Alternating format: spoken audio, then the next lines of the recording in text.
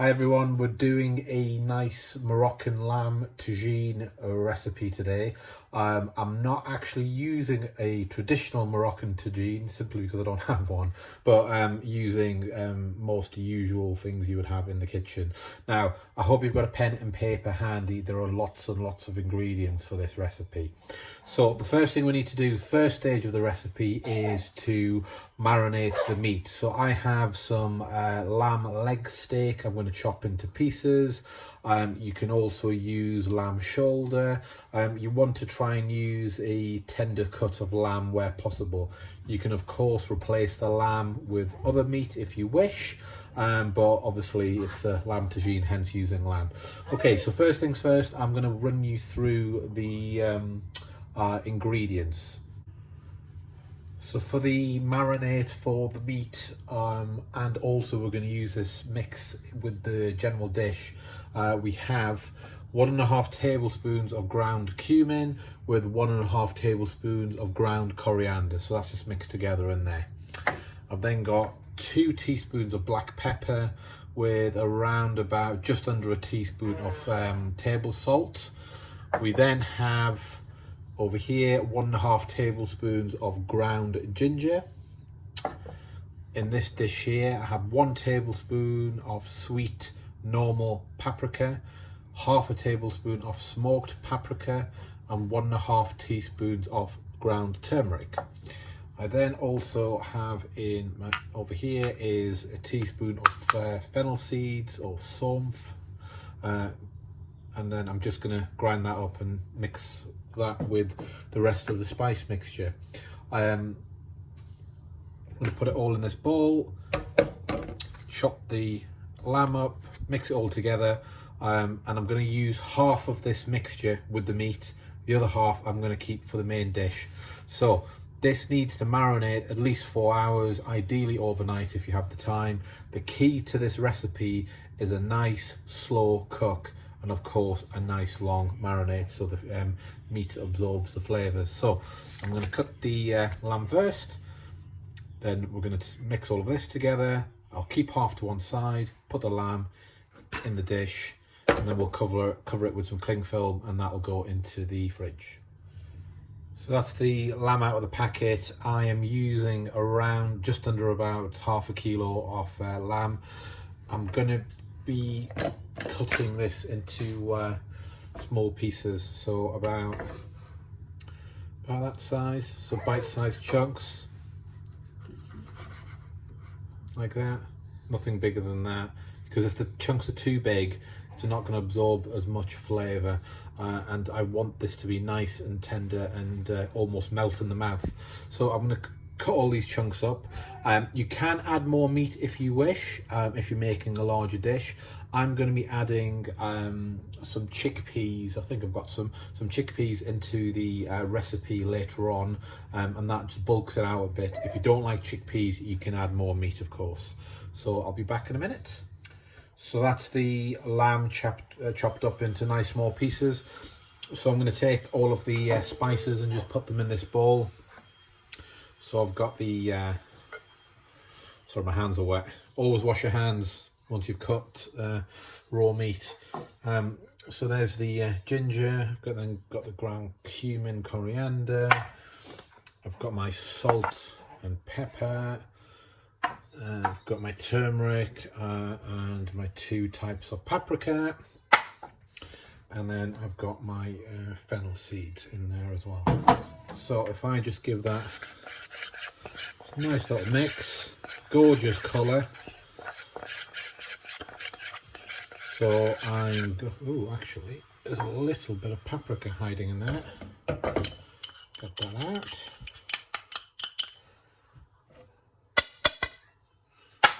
Sorry about that. There we go. So we've got a really nice spice mix there. So I'm going to transfer the lamb into this dish. I'm going to use half of this, and then what I'll also do is use a drizzle of olive oil on the lamb as well, and then the lamb will go in the fridge and marinate. So there's the lamb in the bowl. So I'm just going to literally take some extra virgin olive oil, just drizzle a little bit over the top, and then I'm going to take half of the mixture and put that over the meat. Sorry, my son's crying in the background.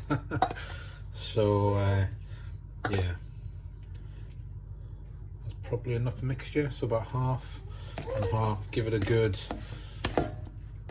mixture. Make sure the lamb's all nicely covered.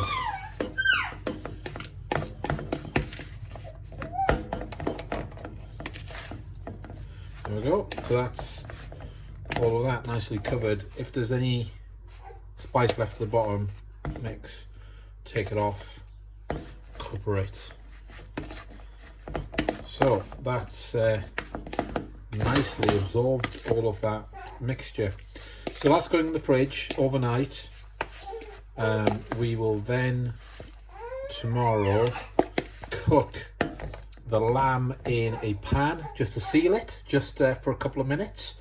And once that's done, that'll be set to one side. We will then prep the main dish with some onions, some garlic. We're going to use the remaining of this mixture over the top of that, and then there's lots and lots of other ingredients. So that'll have some cling film put over it, and you can see there, nicely taken in all of the mixture. There shouldn't be any moisture at the bottom. Right, so marinate, and then tomorrow we'll cook. Hi everyone, so the meat has been marinating overnight and that's been taken out, nicely coated. So the first thing we're going to do is we're going to heat up the wok. I'm using a non-stick wok for this dish. Obviously you can use a tagine if you have one. I'm going to seal the lamb first, but before I do that I'm going to walk you through the ingredients that are needed. So first and foremost, you're going to need 3 cloves of garlic which have been diced. You're going to need 2 onions. I've used small to medium size, 1 white, 1 red. I do find putting red in there gives a nice extra dynamic to it. Then got some cilantro or coriander, just a little bit. You can add more if you wish, but down to your own taste. We're going to add in some chopped tin tomatoes. So I've got 2 of them, 400 grams each. We've got some harissa paste. We're going to need 2 to 3 teaspoons depending upon your spice tolerance. We're going to put in some nutmeg powder, about half a teaspoon. We're going to put in some sumac, which is quite unique to Moroccan cooking. So we're going to use about 2 teaspoons of that. We're going to then use in the main dish itself some dried apricots. There's about 100 grams there chopped. And then in addition to what I've mentioned, we're also going to need a tablespoon of honey, a pinch of saffron in some warm water. So that's been sitting there for about 10 minutes. Notice how the water's gone a nice orange colour. So we're going to be putting that in the dish later on. And I've got 400 millilitres of lamb stock. Make sure it's lamb stock. You can use chicken stock, but it doesn't taste the same. So yeah, so I'll go through all the bits and pieces again. So 2 onions, 3 garlic cloves. We're going to use 3 teaspoons of harissa paste, 2 teaspoons of sumac, half a teaspoon of nutmeg, 2 cans of tomatoes, 1 tablespoon of honey, some dried apricots. We're using 400 ml of lamb stock, and a pinch of saffron and water. And if you remember from earlier, we've got some spice mix left over, so we're going to use that as well. And then in addition to, we're going to end the dish with some cut almonds just to go over the top. And I'm also adding in 1 cup of chickpeas. So I've actually got the chickpeas in the pressure washer just now, and that's cooking. So that'll be ready in about half an hour. If you don't have fresh chickpeas, you can buy chickpeas in a can and just use those. If you are using chickpeas from a can, be careful because some of them are salted.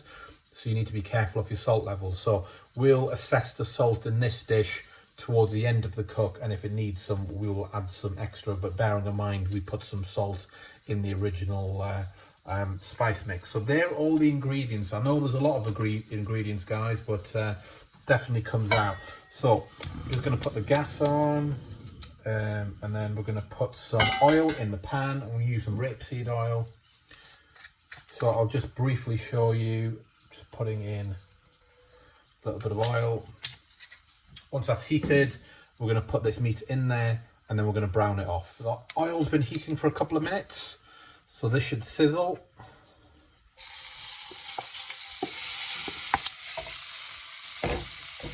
So all I'm doing is browning off the outside. I'm not trying to cook the entire lamb, so please be wary of that.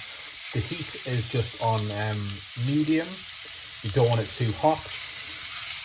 And already you can smell that. It smells fantastic. So I'm just moving it around. So literally 3-4 minutes, move it around till it's browned over, and then once that's done, I'm going to transfer it back into the bowl. So a couple of minutes have passed. So the meat is nicely browned off, so you can see there, nicely browned off. That's what you want. You don't want to burn it. Don't cook it too long. So nicely done. Put that back into there. You may wonder, well, hang on a minute, that's had the raw meat in it. It's fine. This is going to go back in the dish later, and this is going to be slow cooked. So we'll just put that to one side. So if I adjust the heat to medium, and then you don't need to wash the pan. Just put some more oil in it. It'll have lots of nice flavours. So I'm just going to add about two tablespoons of oil. So that's already nice and hot, so I can put the onions in straight away. So we'll put those in.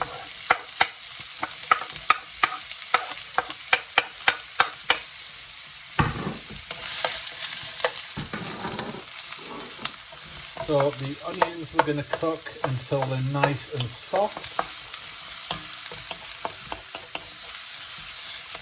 So that's nicely covered in oil. We'll give that a few minutes until they start to brown. Once they have, we're then going to put the garlic in. Once that's done, we'll then put the spice mix in. So I'll be back in a few minutes once that's all been nicely starting to brown. So the onions are browning quite nicely. You don't want to burn the onions. I've just turned the heat down a touch, very slowly. So we're going to put the garlic in.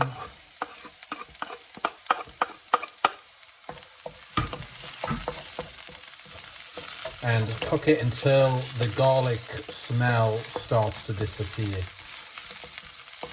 It shouldn't take long. So next we are going to put the spice mix all over the onions. And once we've done that, we're then going to put in the nutmeg, the sumac, and the harissa paste. Now, I did mention I've got some chickpeas on. If you don't like chickpeas, you don't have to add chickpeas. Likewise with the apricots, if you don't like apricots, you don't have to. Lots of people put raisins or sultanas in with this dish, even whole almonds at this stage rather than at the end. So it's down to yourself really. You put in what you like. So that garlic is nicely cooking. The aromas are almost gone. So next I'm going to put this spice mix in.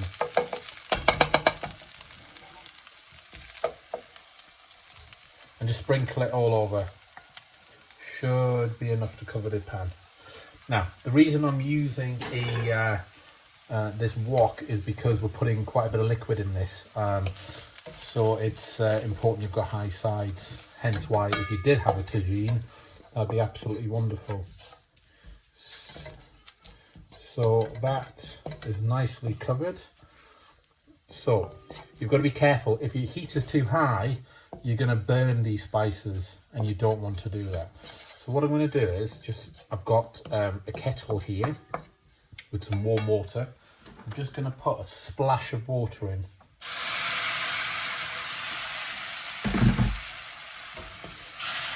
And mix it all in. And just stop the spices from burning. If you burn them, you'll have to start again, guys.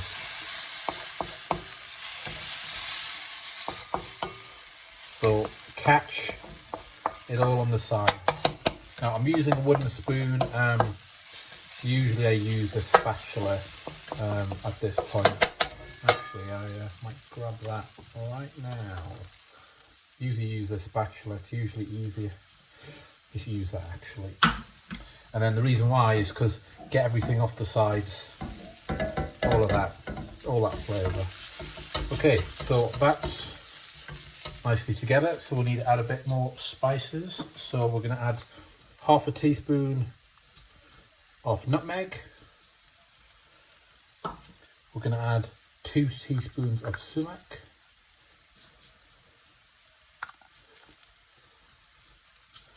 We're going to add 1, 2, 3 teaspoons of harissa paste. If you don't like spice, reduce it, or if you love spice, put more in. There we go. Nicely mix it in together. And next, put your tomatoes in.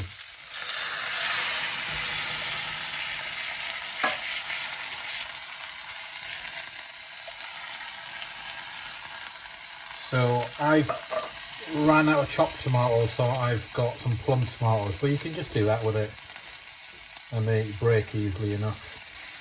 So there's another one, we'll cut down, mix that all together. And you should be able to smell all of the spices. So you see how that's calmed down now because of the temperature of the tomato. So you can see there's already quite a lot of liquid in this, and we're going to add the lamb stock shortly. So give this a really good mix. Now, if you like a smooth curry, you can put the chopped tomatoes in a blender if you wish. That'll give you a much smoother consistency. Personally, I like having some chunks of tomatoes in there. So that's why I like doing it this way. So we've got that. We'll just leave that for a second. So next is the meat. So there we go. That's what we just browned off before. So I'm just going to drop that in. And then anything in there, push that in as well. All flavour.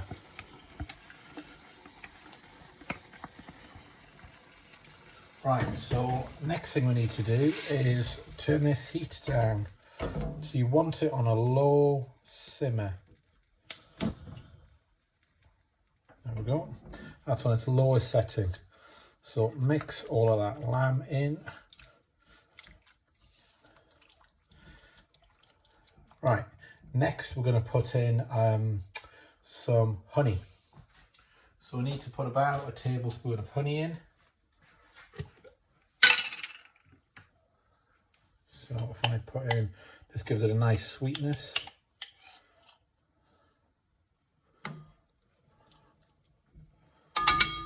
Honey in. And the lamb stock. So I've used 2 lamb stock cubes, 400 ml of hot water.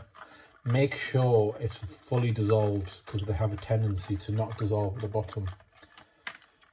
So I'm just going to add 400 ml of stock in.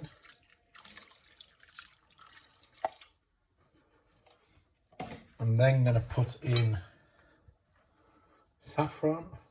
Make sure all of the saffron's in, don't waste any of it. Give that a good mix. And you can see it's a really watery consistency, and that's what we want. Now, my chickpeas are going to be another 20 minutes or so. So what I'm going to do is, I mean, you can add the chickpeas right now straight away if you wanted to, if you had some that were already cooked, by all means. I'm going to add mine in a little bit. The chickpeas themselves don't add to the flavour. It's more so, well, I find it's more so there to give some more substance in the actual dish itself. We are then going to add the apricots. So as I said, about 100 grams or a large handful. You don't have to chop it. As this dish simmers, these will almost disintegrate in your mouth when you eat. As I said before, you can add sultanas if you want. I'm then going to add the little bit of coriander that I had cut. You can add a bay leaf if you wish, or more coriander if you want. I just put a little bit in, just to give it that little bit of flavour. So that's all of the ingredients in. So the only thing we've not added, as I said before, are some almonds, but I'll put that towards the end. I will put the chickpeas in when they are ready. So what I'm going to do, guys, is put a lid on this now. Now, I'm not going to completely seal it. I'm going to leave a little bit of a gap so the steam can evaporate, because I want this to reduce slightly. If you struggle with reducing, you can always add some corn flour just to make it a little bit better in terms of the consistency. So I'm going to put the lid on, and then we're just going to let it simmer for literally about at least an hour. So that's the lid I'm going to put on. So it's just going to be off to the side a little bit. So we will come back in a little bit when the chickpeas are ready, in about 20 minutes, and I'll show you what it looks like. That's how I've left it, with just a little bit of gap on the side. It's on very low heat.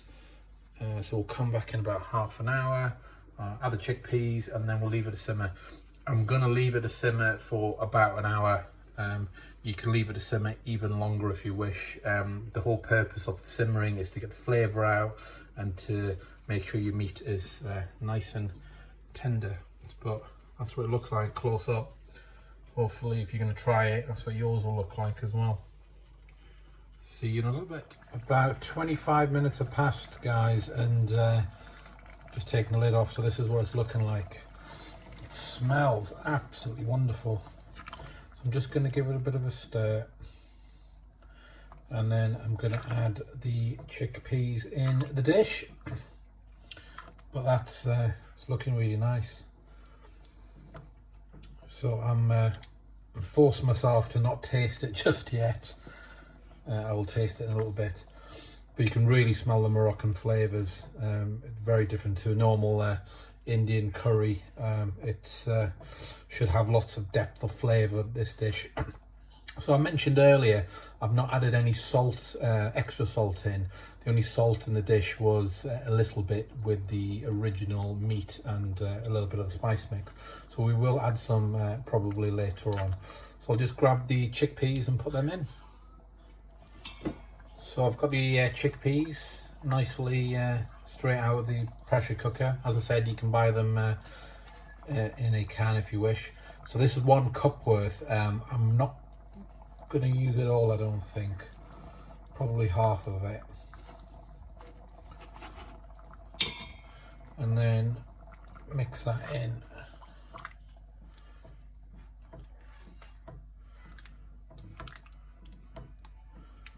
There we go. So back on with the lid, and I'll probably simmer it for another probably 45 minutes, I think. Now the curry's a nice consistency for me now because it's evaporated a little bit, so I'm going to leave the lid fully on this time as opposed to on the side. So there we go. So we'll be back in a bit and then we will taste it. So 45 minutes have passed, guys, and let's give it a bit of a stir.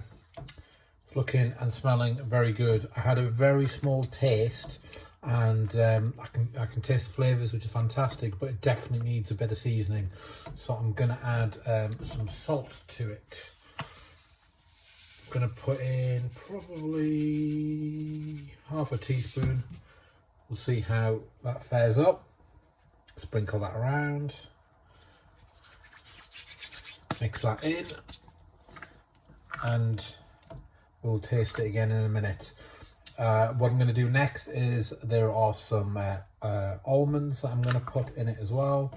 Now, this is almost perfect consistency.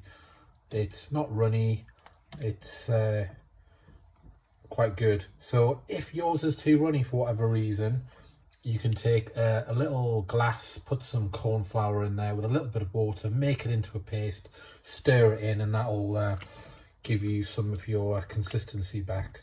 So I will be back in a moment, and we'll have another taste, and hopefully that'll be it finished. So I've got the almonds, and we're going to put those in next. If you've got whole almonds with the skin still on them, here's a little trick. Take the almonds, put it in a cup of boiling hot water for 2 minutes. Get rid of the hot water, put it immediately in cold water, and the skin falls off. Then all I've done is I've just chopped the almonds into halves. Just put that in there. And then we'll give that a good mix. I did have a taste of it, and I added a tiny bit more salt, so probably almost a teaspoon of salt I put in. It sounds a lot, but actually there's enough here to feed probably 5 people, I would say, maybe, depending on appetite, maybe 6 or maybe 4 if you eat a lot. So there's the almonds done. So I'm going to finish off with a bit of coriander, and that's ready to serve. So I'm going to have this with basmati rice, which I cooked before. The basmati rice, there's a video on my YouTube channel on how to make that, so please watch that. And hopefully you enjoyed it, guys. As ever, please subscribe to my channel, and if you do use the recipe, please tag me if you have me on social media, or if you do enjoy it, please tell your friends and family about it. Thanks for watching.